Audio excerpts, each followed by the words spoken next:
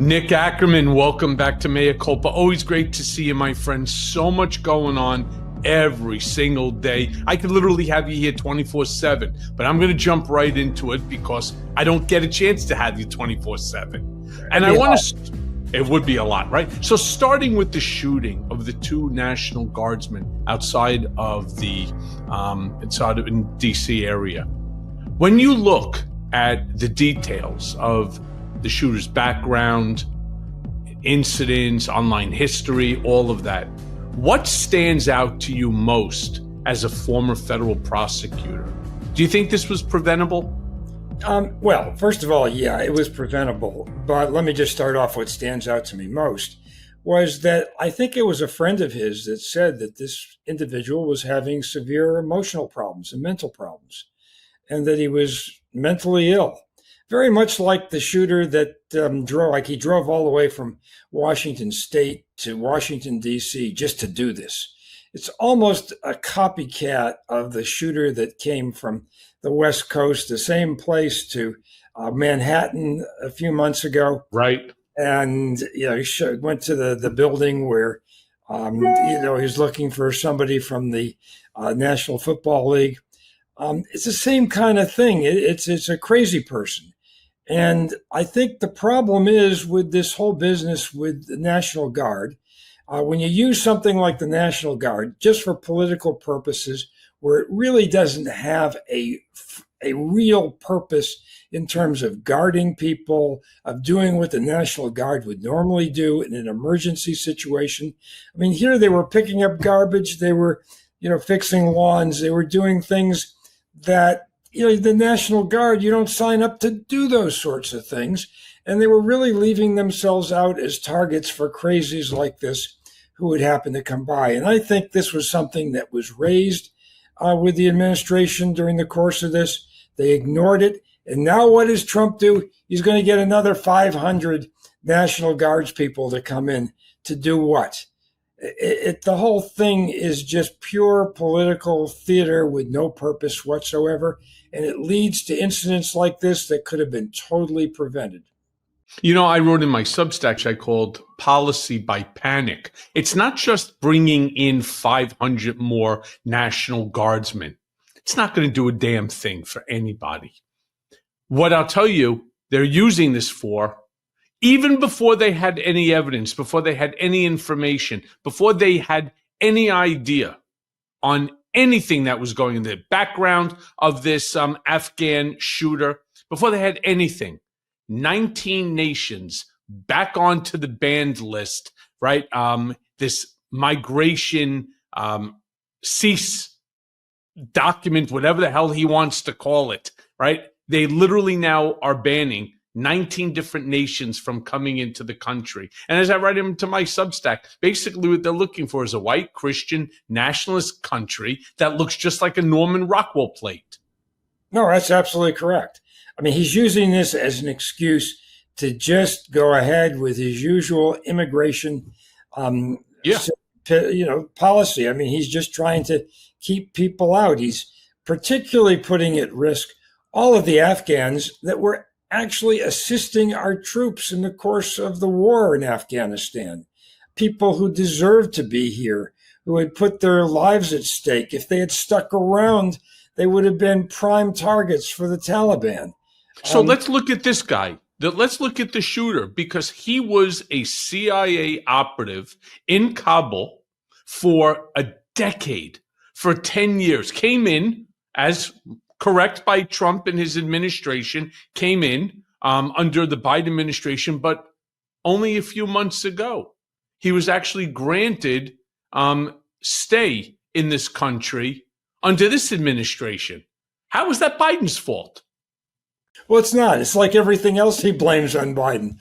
I mean, if there's anything that bad that happens, whether it's the economy falling apart or it's the immigration, whatever it is, Trump's normal reaction is to blame Biden, just as his normal knee-jerk reaction to this is to just kind of up his ante with respect to immigration, with respect to people who are in the country legally, to justify more raids, to justify more National Guard.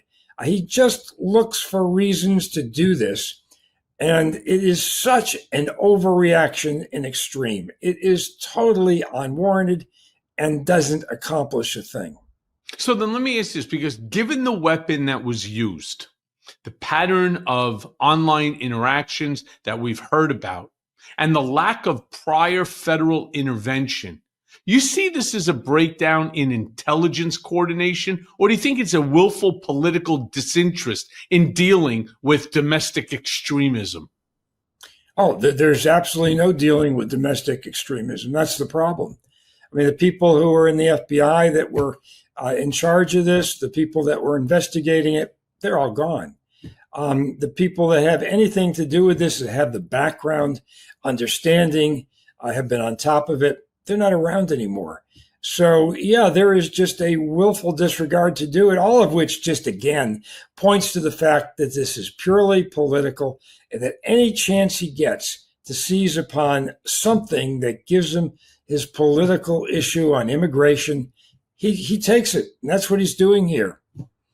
So you're trying to tell me that you don't think Kash Patel is up for the job? Is that really what you're saying to me? Or that Christine Holmes or Nancy? He's never been up for the job, not even close.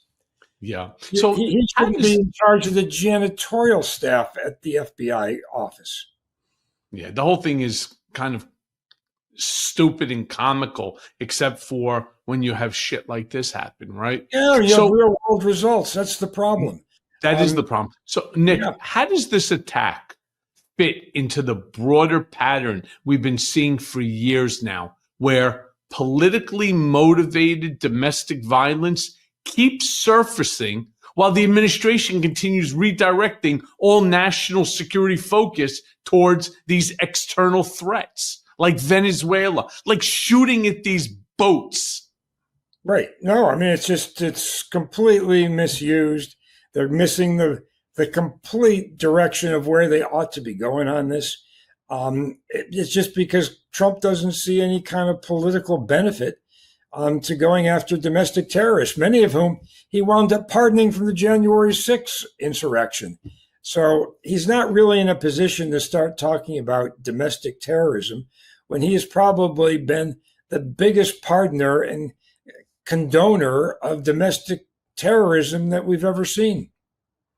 I mean, when I started looking at, for example, Pete Hegseth, who gave an order, it blew me away. I was talking to Ben Meiselas about this. We did it for our Political Beatdown podcast.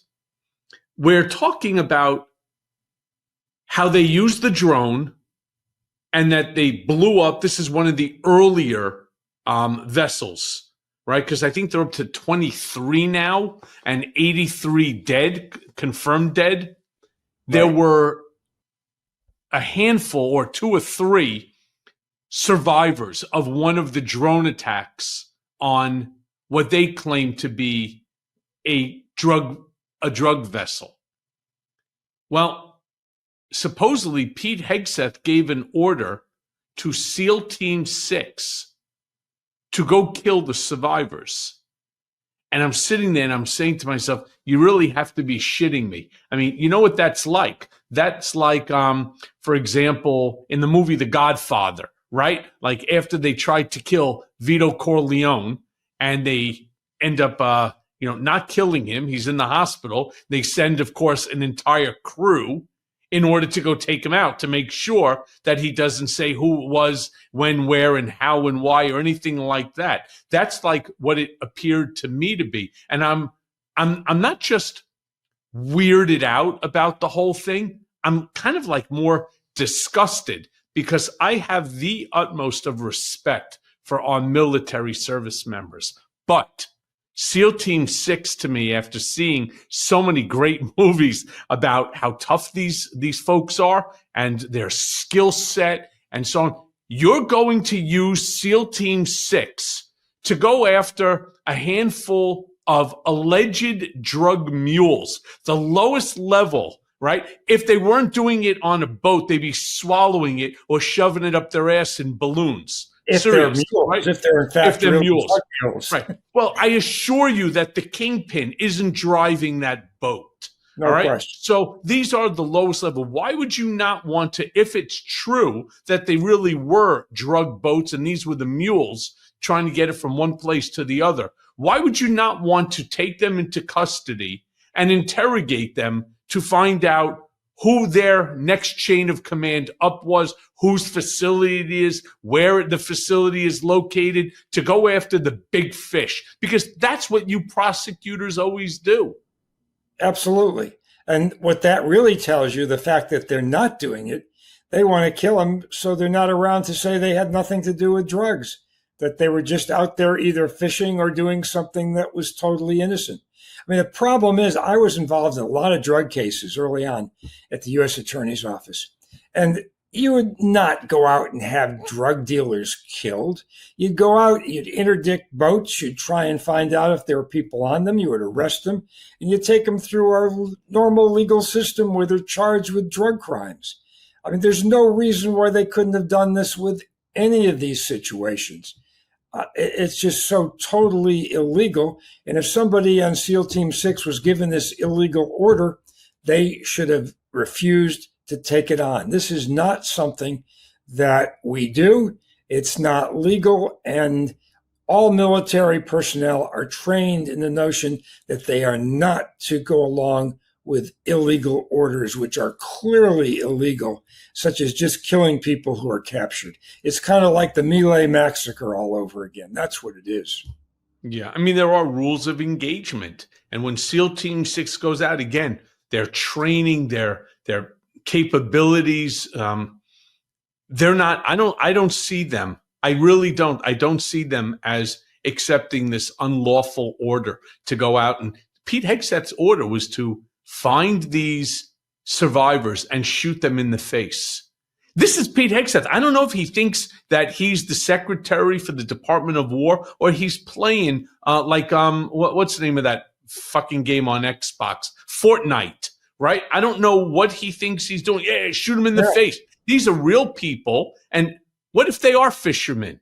And by the way, even if they're not, what if they are drug mules? You shoot them in the face? I don't know. The whole thing to me is just batshit crazy. Yeah, no, it's just wrong. And I don't know why Congress doesn't step in. I guess I do know why, because the Republicans control Congress, but it is really an outrage. Yeah. I want to go back to that whole response on this DC shooting and the 19-nation ban, because, again, I'm sort of flummoxed by the whole thing. When the White House reinstated this sort of blanket entry ban on these 19 nations, many, in fact, none of which have connection whatsoever to this shooter. I mean, I'm not sure if Afghanistan was on the list, but let's assume that it is. So 1 out of 19. What's the immediate constitutional red flag for you, especially given the previous litigation over the original Muslim ban? Yeah, to me, it's the Muslim ban all over again in steroids. He's looking for any excuse he can to keep anybody but white, Christian nationalists out of the U.S. That's the only people he views as people who can come into the U.S. End of story. Everybody else, you're not welcome. So tell me then, what if hypothetically it was someone from Switzerland or Danish or Germany or Russia or Ukraine that was actually the shooter, not somebody from Afghanistan, as white can be? Would he then now turn around and ban anybody from that country? Because he went one step further here. He's not just banning it. He's actually now making an affirmative statement to re-review anyone from those 19 nations that has a green card. Right. You know what a job that is to do? To re-review every single one. There's got to be thousands of people in those positions. I mean, what a waste of government resources, particularly when you know that this individual was really kind of very one of a kind sort of problem that had his own mental health issues. I mean, you can say the same for a lot of these shooters that we've had over the last 6 months, that have had, the kind of outsiders, outcasts, for whatever reason, withdrew from society because of mental illness. Mm-hmm. And that's going to happen. And he's failing to recognize that, and he's turning it into a major deal based on something like this. It's just an excuse, an obvious, transparent excuse to do what he's always wanted to do, which is to ban people from these countries.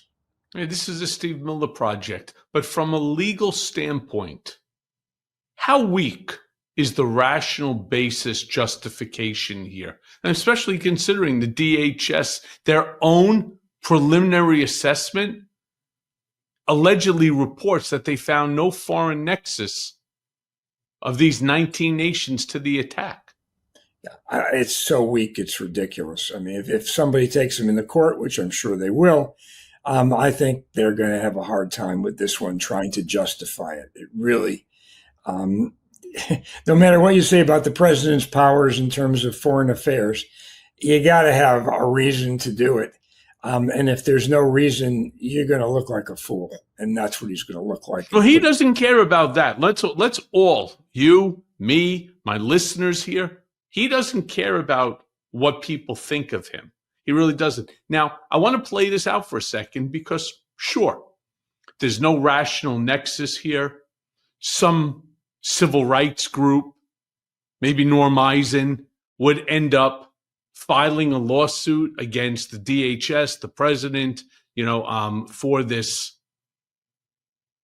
legal maneuver, right, of trying to keep these 19 nations out of America. And then he loses. He loses in the lower federal court. Okay, great. You know what he does next. He files an appeal. And if he loses the appeal, he'll file it and send it to the Supreme Court of the United States, claiming it's his presidential authority for national security that's under attack. Mind you, even assuming he loses there, the Supreme Court turns around and they decide not to side with him. It's already now well over a year. They'll slow drag this shit as best as they can. So for a full year, 19 nations cannot come to this country. More than that, those that are here, right? Those that are here are now under review to have their green cards revoked. Right. And that's assuming that they actually get a stay of the order and that they're able to keep that stay in place while they're appealing. I mean, this seems like such a nebulous non-connection that there should never be a stay for this. I mean, somebody should go in, they should sue, and that should be the end of it, and he can appeal to his heart's content. But, you're right. There's always a chance one of these courts stays the decision until the Supreme Court hears it a year from now. I mean, that's certainly a possibility. So is this kind of reactive, fear-based policy being issued within hours of this shooting something that courts, let's say, typically view as pretextual? I mean, look, there's every reason to view this as pretextual. I mean, he does this before he's even got the facts of what happened. He does this with everything. He just jumps the gun and immediately tries to take political advantage of an issue and a tragedy like this. And in the end of the day, he's usually wrong. I mean, he's yet to be right on any of these things because most of these people who've been involved in this kind of violence, even with Charlie Kirk, turned out to be somebody who really was kind of right in his own base that just took offense because of the transgender issue, who was somebody that he was in love with. I mean, it was just the weirdest thing, but it really had nothing to do with the radical left or whoever else Trump claims was involved in this. I mean, it usually comes down to somebody who's got a real serious mental issue. And Trump just takes advantage of it. Yeah. So do you think that as a result of this administration's track record on discriminatory intent, that it makes them even more vulnerable to having the courts rejecting this claim? Yeah, I mean, when you cry wolf 20, 30 times, people start to realize there's no wolf. I mean, that's what the problem is and what they're doing. They don't know how to pick their fights and how to pick their issues. I mean, it's always a knee-jerk reaction to whatever the immediate news is out there before everyone knows the facts. That's the problem. Sure. Now, Nick, let me be crystal clear for all of because I've had you on Mea Culpa many times. I'm not really sure that my listeners know exactly how deep your knowledge and your participation in this legal field truly goes. Because you've argued, I don't even know how many cases involving executive overreach during your career. In Yeah. your professional view, is this ban a national security decision, as I mentioned before, or do you think it's political deflection that's designed to change the narrative away from the domestic failures that we're seeing every single day? Well, look, I think this is just another one of these deflections that Trump is pushing, particularly in relation to the Epstein files. Anything he can do to divert people's attention away from the Epstein files, he's going to do. I mean, it's just, if you stopped and you took a pencil and you added up the amount of money this government has spent on his actions to deflect attention from the Epstein files, starting with bringing the troops into LA, then going out and meeting with Vladimir Putin for the supposed settlement conference on Ukraine, to, I mean, one item after another. None of these things are cheap. And he's using the government expense to do nothing more than deflect attention away from the Epstein files, which makes you ask, why is he so concerned about these files being released? So it's funny that you say that, because I read this morning an article that kind of shocked the living shit out of me. I think Jason Leopold, who's a friend of mine over at Bloomberg, actually put out this info. Under FOIA, he was able to get a whole bunch of documents. And the documents showed that the FBI brought in 1,000 agents to scrub through the Epstein files at inception. Over 4,700 overtime hours. That's overtime hours. Not cheap. Were paid for by our tax dollars. 4,700 overtime hours to the tune of over $800,000. So that doesn't even touch on if it's overtime. Imagine how many hours of work time went into this.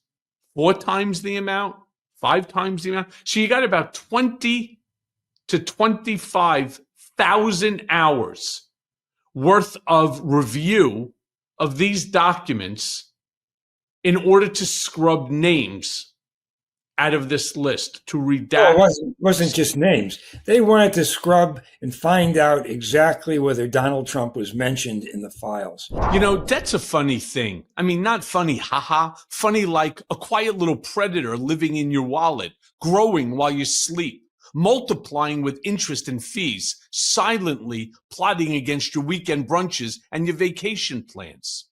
I've seen it up close. You know, that little snowball starts as a whisper on your credit card, and before you know it, it's a full-blown avalanche. And that, my friends, is why I'm excited to tell you about PDS debt.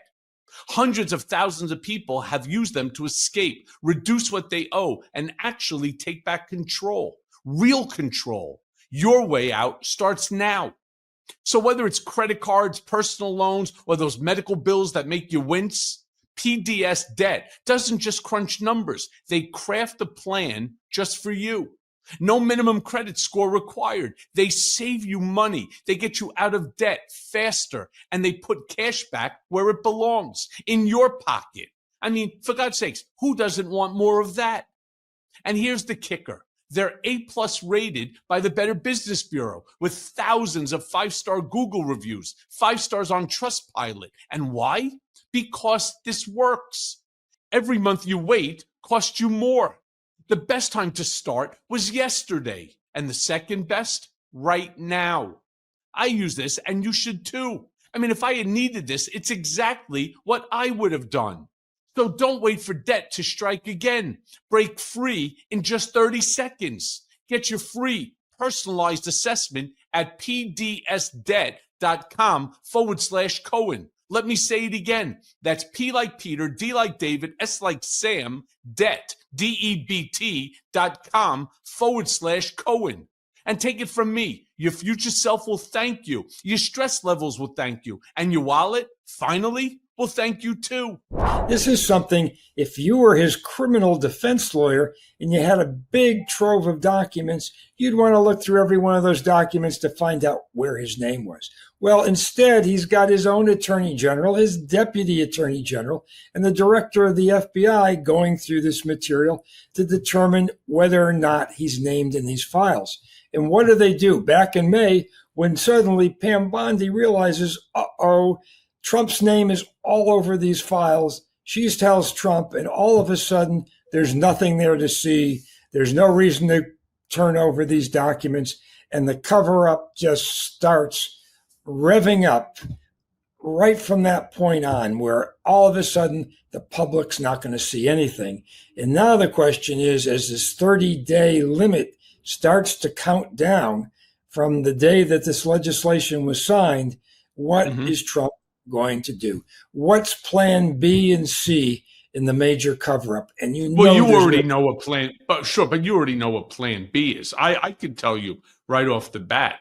Okay, they're not going to release the entire unredacted files. They're going to claim method and process. I still, on my own personal fucking files, on my FOIA request from 5.5 years ago, I haven't been able to get a single piece of paper, despite a judge ordering FOIA to release at minimum 500 documents a month. No, they won't do it. They keep saying method and process, that it's of national security and that we need to send it to other agencies to review it before we release to you. That's 5.5 years ago. So the fact that they release these, Plan B, release only those documents that are either named Democrats or independents who they don't care about, or individuals who are deceased, right? That's what they're going to do. They're going to start with the low-hanging fruit, as we like to call it in law.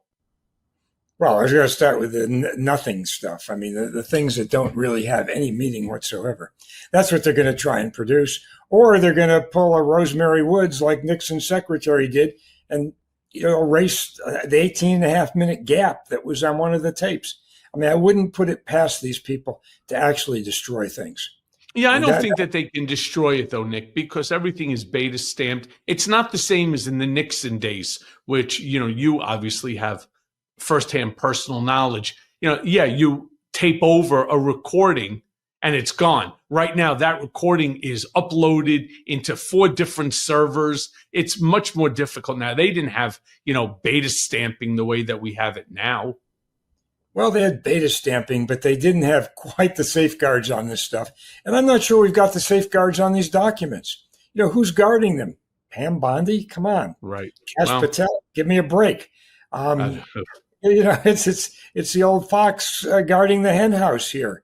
The only thing I would say that we have some solace on maybe is that so many FBI agents were reviewing this material that maybe somebody had enough sense to actually record what they saw and would come forward at some point as a whistleblower. I mean, that is really what I'd be counting on here. But again, you just don't know. No, you don't. So I want to turn for the moment to the Steve Witkoff tape.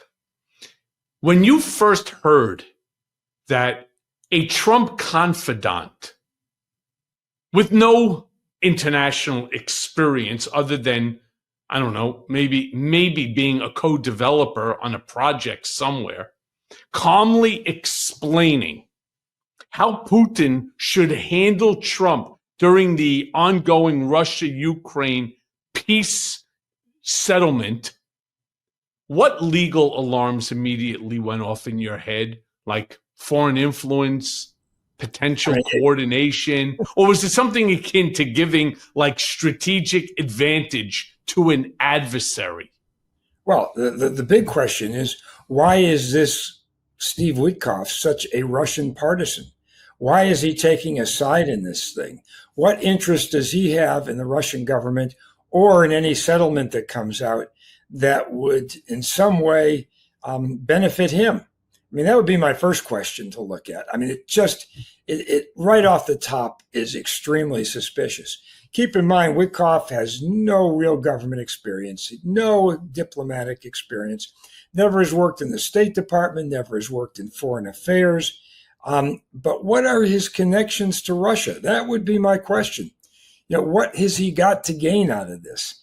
And you got to believe there is something there, because you wouldn't be taking sides like that, trying to push the Russians to up their position with Trump and to get their position across to him if you were truly trying to be an honest broker, which he clearly wasn't based on that tape. Oh, that's for sure. I mean, sitting there telling him what you need to do is to have Vladimir Putin call the president, right? And it's like in that way, Trump could say, I didn't call him. He called me. He wants to make a deal. It's all about making the deal, and they want to make a deal. That's why he called. He didn't call to say hello, right? Something like that. And you start with that, and then we'll figure out how to slowly but surely push Ukraine into a scenario where they're going to walk away from ever being a part of NATO, to demilitarizing, to giving up just thousands and thousands of acres of land, not even thousands, it's like 1 million acres of land, just giving off massive territories, just massive territories. Yeah. It's Yeah. actually occupying now. I mean, it really makes you wonder what the hell is going on here, because it's like, did Trump put him up to this? Is Witkoff operating on his own on this and doing this in coordination with Trump? Whatever it is, it doesn't smell right. I mean, it really stinks to high heaven. And I think, well, if it couldn't stink any worse, introduce in the second shit factor. You now have Jared Kushner, who's going to be involved in this negotiation, because Jared Kushner is the chief negotiator, in the first administration. Yeah. Now, what does he know about any of this? I mean, again, look what he did in the first administration. He wound up with the Middle East making, a lot of money because he's got all these people investing in his funds. And I'm sure he's looking to do the same thing in Russia. Guaranteed. Certainly, Ukraine's not going to be a big investor in the Jared Kushner funds. So you've got people acting not exactly in the best interests of the United States. That's the problem. Yeah. And people that you don't trust to do the right thing. Exactly. And if you were sitting inside the DOJ today, what statutes or investigative pathways would you see as potentially relevant here? Would you be like foreign agent laws, campaign finance violations, or even national security implications related to aiding an adversary? Yeah, certainly aiding an adversary. I mean, that's what he's doing. No, there's a lot of things depending on what you come up with the facts on this thing. I think it's really interesting. How did this tape recording ever get out? How did Bloomberg get it? Who was it that released it? What else is out there that we don't know about? Were all of these conversations that Witkoff had with the Russians tape recorded? It would certainly be nice to get all of those conversations. So based on all of that, I think you could probably come up with a pretty solid case that he did something that violated federal criminal law. Oh, no doubt. So, look, again, Nick, for my listeners, you are obviously deeply involved in Watergate. But based on your experience, does this recording strike you as classic compromat, a foreign power collecting leverage, or simply evidence of Trump's chronic vulnerability to flattery and transactional manipulation? What do you see here? It's both. It's both. It's obviously Witkoff is describing how Trump operates, and he's trying to do it to help the Russians. But in describing how Trump operates, he's basically giving away the store on how this president deals with major issues affecting life and death and European security, American security, based on flattery. I mean, that's just an outrage. The fact what Steve Witkoff is doing is an outrage. So you've got a double whammy here, essentially. None of this is good. None of it. None of it at all. Certainly not good for the American people, right? No, maybe good for their pocketbooks, but not for the American people.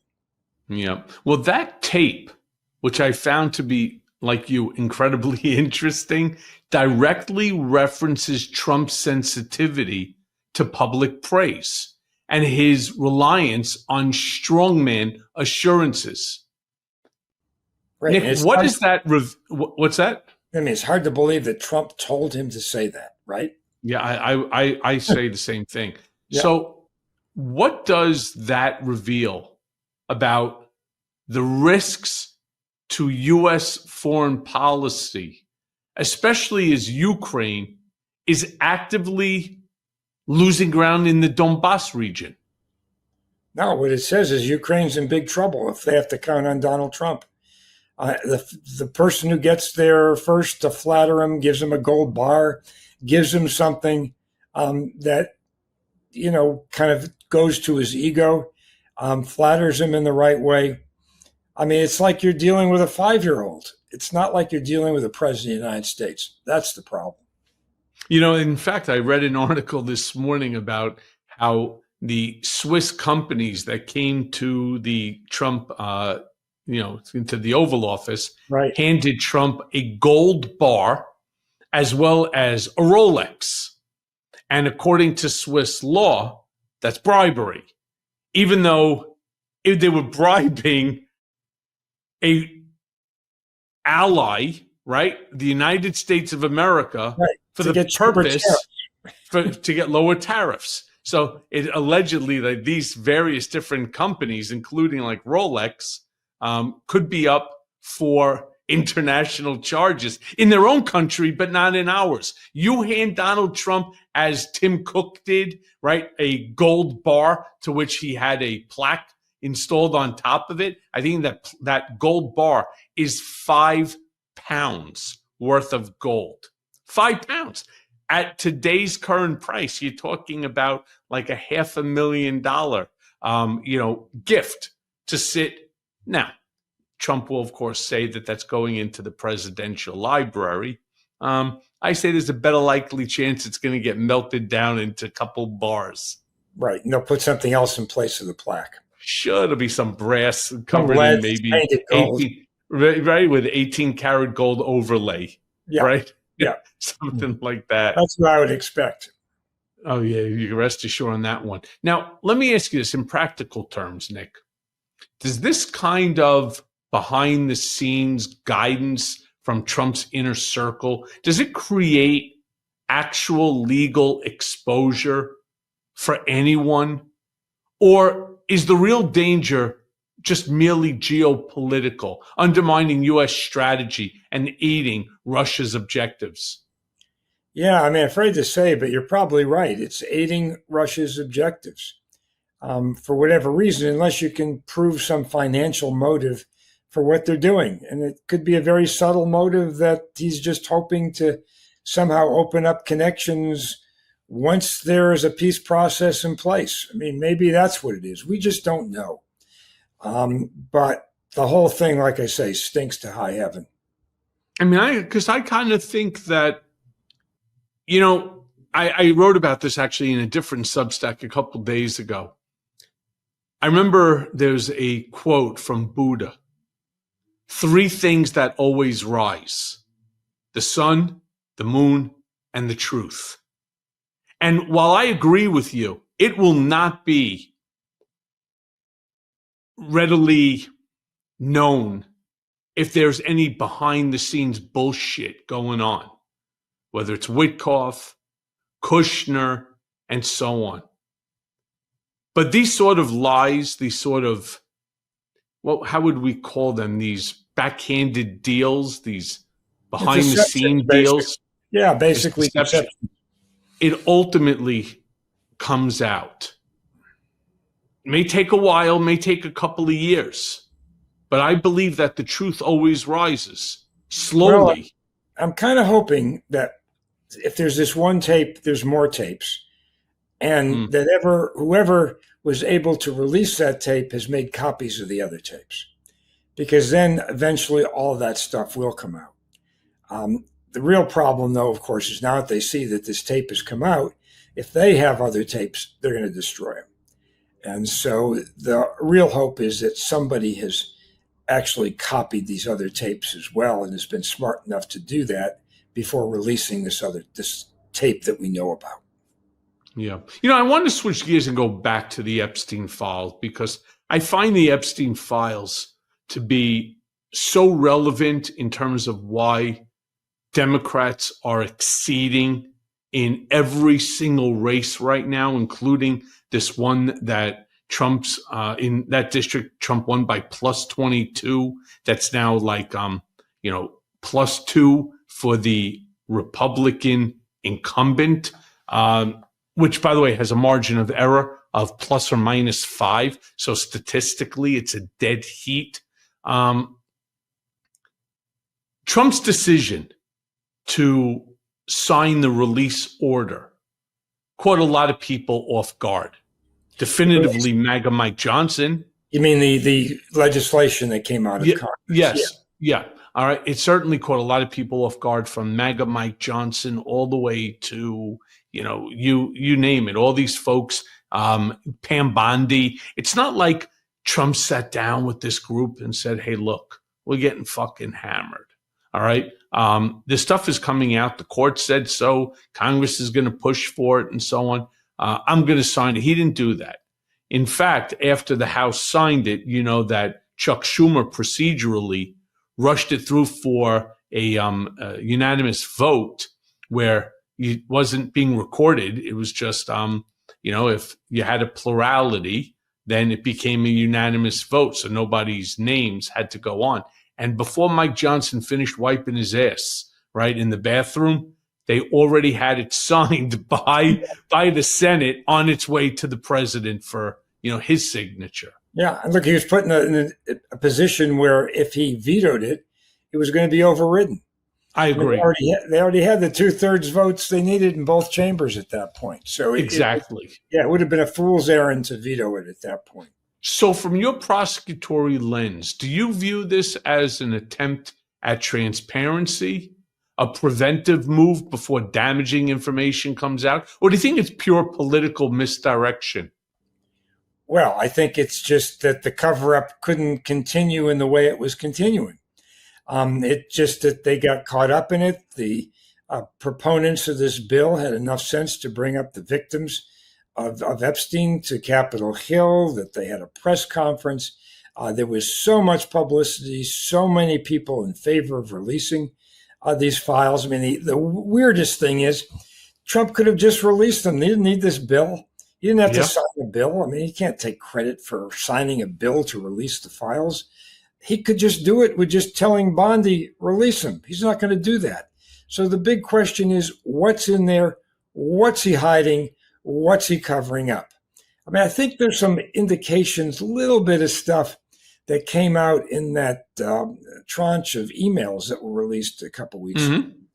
You've got that email where he's writing to Maxwell talking about the dog that didn't bark. And then there's some discussion, a mention of this chief of police. And all of this comes at a time after Epstein has finished his sentence in Florida.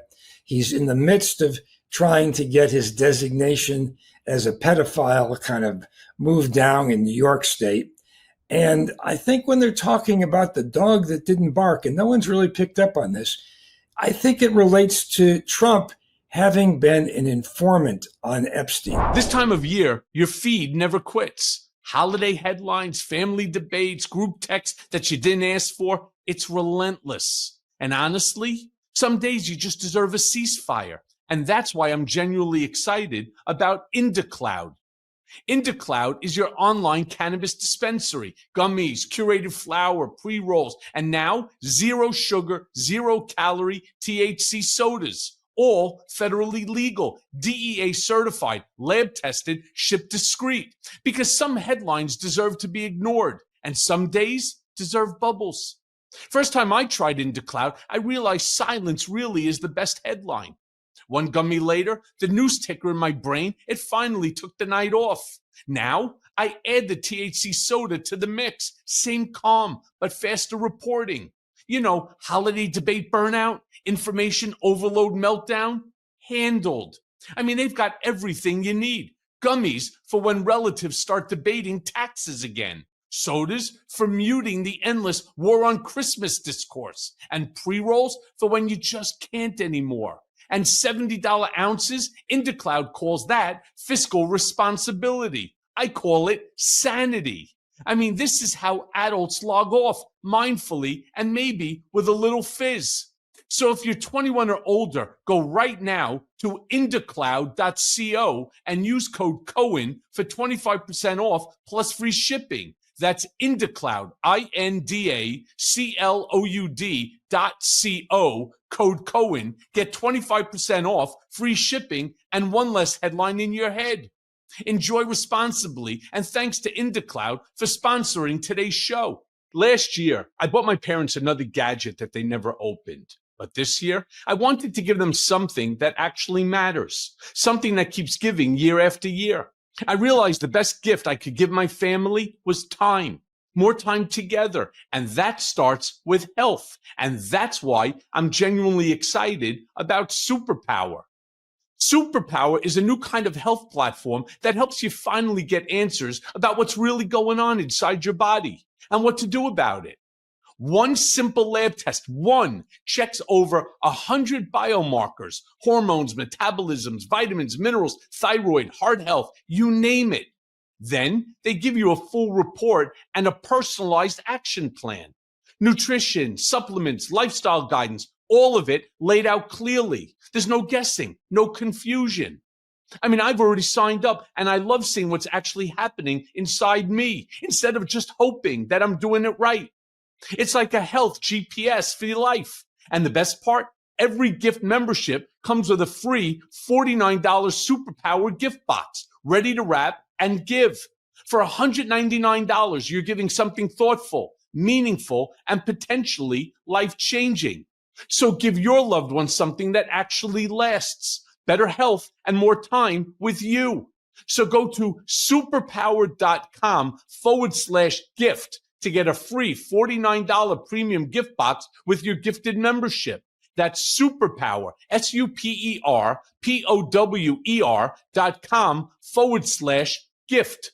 And after you sign up, tell them that you heard about it on this podcast. Help support the show and start giving the gift that really matters this year. That the FBI or the police went to Trump and went to him with something, because as a prosecutor, you don't go out to somebody to turn it into an informant unless you've got something on the person. So I'm glad you bring that up, because on this Mea Culpa podcast, I had Michael Wolff.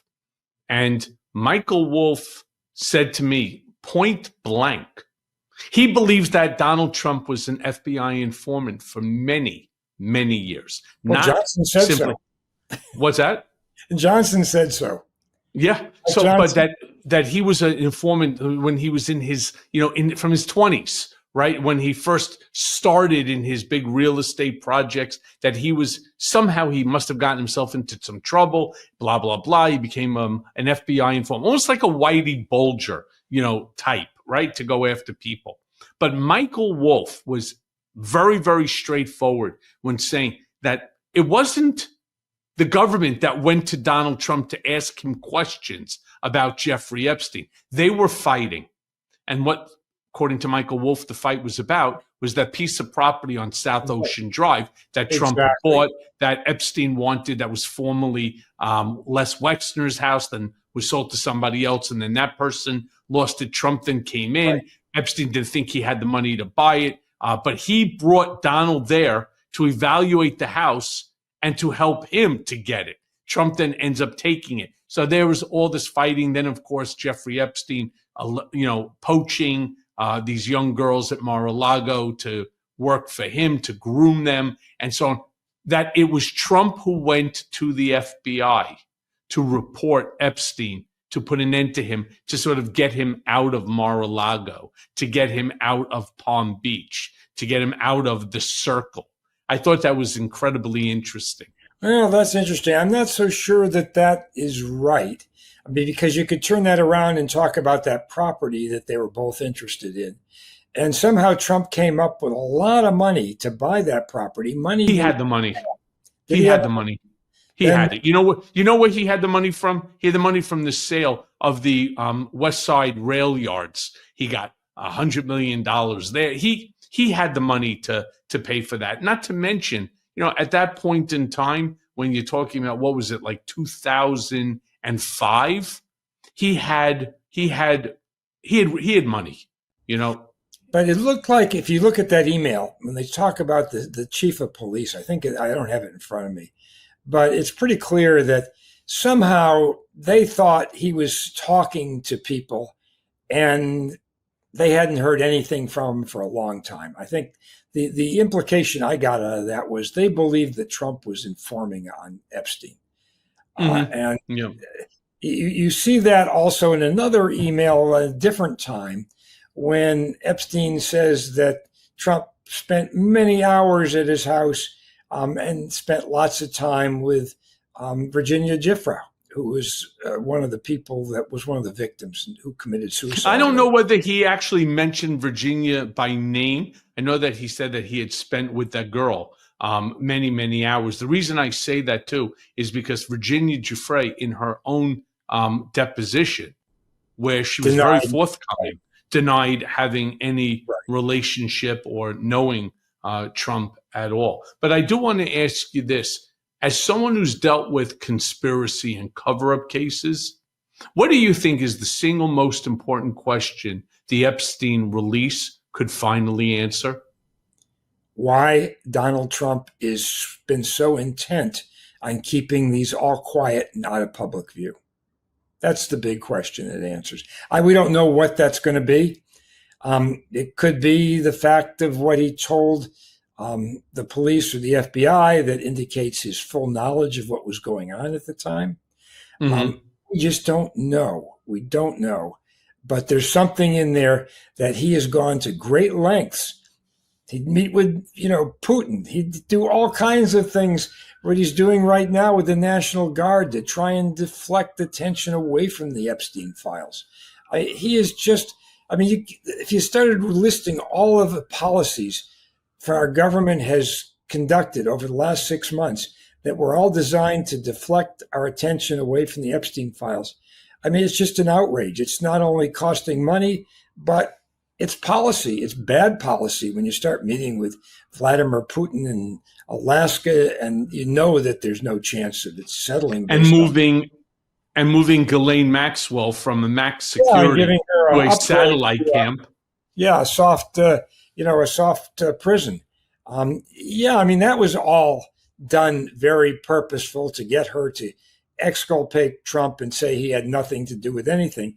She'd say anything he wanted her to say because he holds the keys to her prison. She's hoping now that she'll wind up getting pardoned or her sentence commuted. That's what she's hoping for. So then what do you think then is the key truth that the public should not expect to learn at all? Well, it's hard to say. We don't know. It all depends whether we get all those files. That's the key. The problem is there's nobody alive right now that we know of that can actually tell you exactly what happened between Trump and Epstein and what was going on there. We just I'm pretty sure I'm pretty sure Ghislaine Maxwell. Oh yeah, You but know, I'm saying who's alive that's going to tell us anything. oh, I You see. can't trust her in a second. Let's face it. She'd go whichever way the wind is blowing and make up a story just to get herself out of prison. I mean, Yeah. she's got about as much credibility as a dead frog. Really, you could not count on her for anything. So, yeah.